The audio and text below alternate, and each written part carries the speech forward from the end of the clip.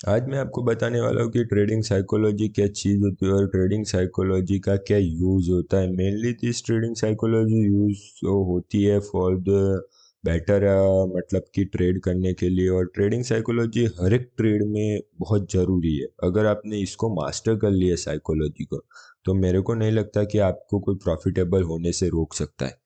तो trading psychology में बहुत सारे पॉइंट्स आते हैं, लेकिन मैं आज आप लोगों को मेन 5 पॉइंट जो कि बहुत ज़्यादा ज़रूरी है, वही 5 पॉइंट मैं आज आपको समझाने वाला हूँ।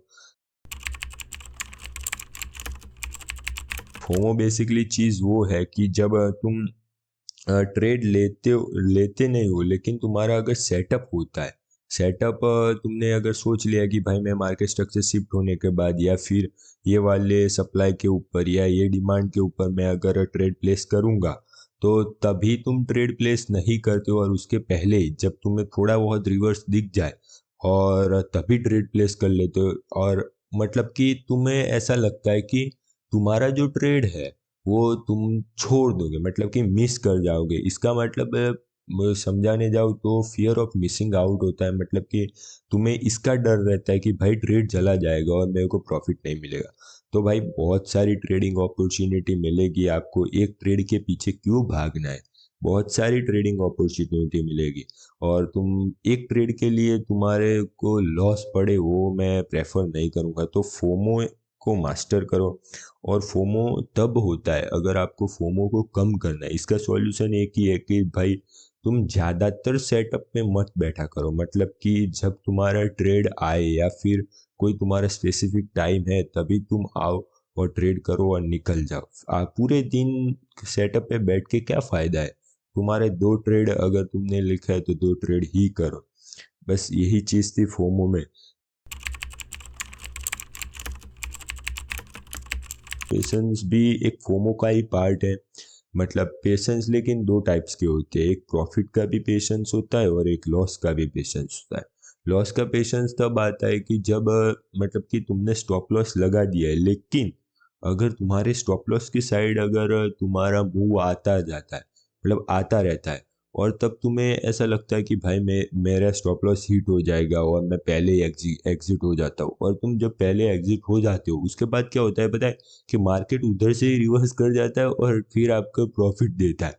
तो तुम्हें इसको अगर पेशेंस को निकालना है, मतलब कि पेशेंस तुम्हें पूरा प्रॉपर तुम्हें पेशेंस के साथ बैठना है, तो एक आप काम कर सकते हो कि जब तुम ट्रेड प्लेस कर दो तब तुम स्टॉप लॉस और टीपी लगा दो।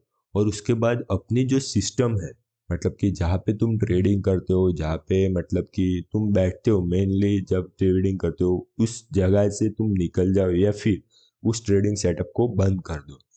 और इसके कारण तुम पेशेंस को बढ़ा सकते हो। और पेशेंस को बढ़ाने के बहुत सारे तरीके हैं। मतलब कि पेशेंस अभी इसलिए बहुत लोगों का अटेंशन कम हो चुका है बिकॉज ऑफ द बहुत लोग शॉर्ट्स वीडियो और ये क्या बोलते हो इंस्टाग्राम रील्स और ये सब देखने के कारण ये पेशेंस का बहुत ही ज़्यादा वो हो चुका है। मतलब कि क्या बोलते हो, पेशेंस बहुत लोगों में कम हो चुका है। तो मैं कहता हूँ पेशेंस बिल्ड करो अपने अंदर, और इसी तरह पेशेंस का ये फॉलो करो। और साइकोलॉजी में बहुत फ़र्क लाता है ये पेशेंस। ओवर ट्रेडिंग तो भाई मैंने इस ओवर ट्रेडिंग को तो मैंने अगले वीडियो में, मतलब कि वो वाई 99% ट्रेडर आर फेल, उसके अंदर मैंने बताया था। लेकिन फिर भी मैं ओवर ट्रेडिंग इसलिए बता रहा हूँ because of over trading most of people करते हैं। लोग बहुत ज़्यादा करते हैं मतलब ओवर ट्रेडिंग। और ओवर ट्रेडिंग कम करने के बहुत सारे तरीके भी हैं। तो मेनली मैं ओवर ट्रेडिंग प्रॉपर तो इसमें समझाऊंगा नहीं। ओवर ट्रेडिंग मीन्स होता ये है कि तुमने जितने ट्रेड माने सुबह सुबह तुम उठते हो और तुम कहते हो भाई मैं आज 3 ही ट्रेड लूंगा, और उसके बाद तुम 3 के जगह 5, 10, 15 ऐसे ट्रेड ले लेते हो, इसको ओवर ट्रेडिंग कहते हैं। तो इसके सॉल्यूशन बहुत ज़्यादा है। तो पहला सॉल्यूशन मैं बताऊंगा कि अगर तुमने 2 ट्रेड ही प्लेस करने का सोचा है आज, तो तुम 2 ट्रेड प्लेस करो। उसके बाद या तो सेटअप बंद करके निकल जाओ, या तो फिर तुम एक चीज़ कर सकते हो कि तुम एक अलग ही डेमो अकाउंट बनाओ और उसके अंदर ट्रेड करो। तुम लाइव में कभी ट्रेड नहीं करोगे 2 ट्रेड के बाद। और ये ओवर ट्रेडिंग तो भाई कम कर ही दो, वरना ये बहुत ज़्यादा साइकोलॉजी पे इफेक्ट करेगा। और ये ओवर ट्रेडिंग अगर जितनी जल्दी तुमने कम कर दी उतनी अच्छा है। इमोशन के भी दो टाइप्स है। इमोशन एक होता है फियर और एक होता है कॉन्फिडेंस। तो जब तुम ट्रेड में दो ट्रेड मान के चलो, एक दिन का तुमने सोचा है कि आज मैं दो ट्रेड लूंगा, तो तुम फियर तब आता है कि जब तुमने पहला ट्रेड लॉस कर दिया है तो तुम्हें ऐसा लगेगा कि भाई मैंने पहला ट्रेड लॉस कर दिया, ये भी लॉस हो गया तो मेरा अकाउंट ब्लो हो जाएगा। तो फियर तब आता है कि जब तुमने औकात से ज़्यादा, मतलब कि तुमने जितना लॉस नहीं करना था उसे ज़्यादा लॉस कर दिया है, तो ये फियर आता है। और कॉन्फिडेंस तब आता है कि जब तुमने पहला ट्रेड ज़्यादा ही विन कर दिया है, मतलब कि विन कर दिया है, और फिर भी तुम अगर ट्रेड ले रहे हो तो तुम्हें कॉन्फिडेंस आएगा। कॉन्फिडेंस अच्छी बात है, ऐसा नहीं है, लेकिन हर बार ओवर कॉन्फिडेंस ये सब मत करना।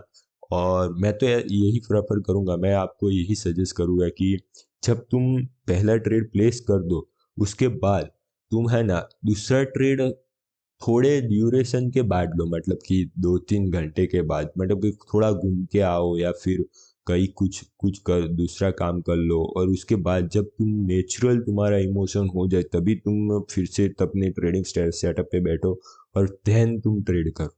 क्योंकि भाई ये सेटअप है ना बहुत ज़्यादा ज़रूरी चीज़ है, मतलब कि जब तक तुम्हारे पास इमोशन रहेगा ना तब तक तुम्हारी साइकोलॉजी पे इफेक्ट पड़ता ही रहेगा।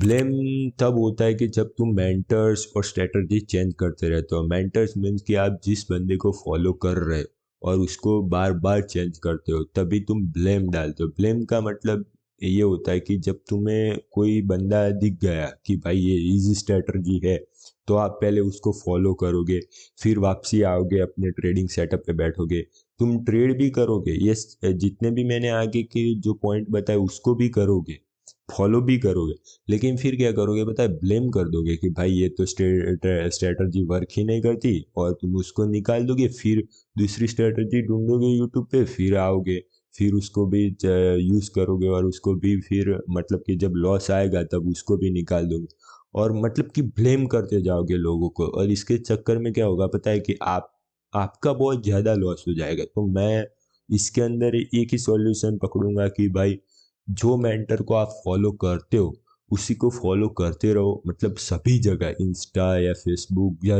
जिस प्लेटफॉर्म सोशल मीडिया पे आप उसको देख रहे हो उधर फॉलो करके रखो उस बंदे को, उसके अलावा आपको किसी को नहीं देखना है। तो बस यही थी साइकोलॉजी, और जितनी जल्दी हो सके उतनी साइकोलॉजी को मास्टर करो, वरना तो भाई बहुत दिक्कत आती है साइकोलॉजी के कारण।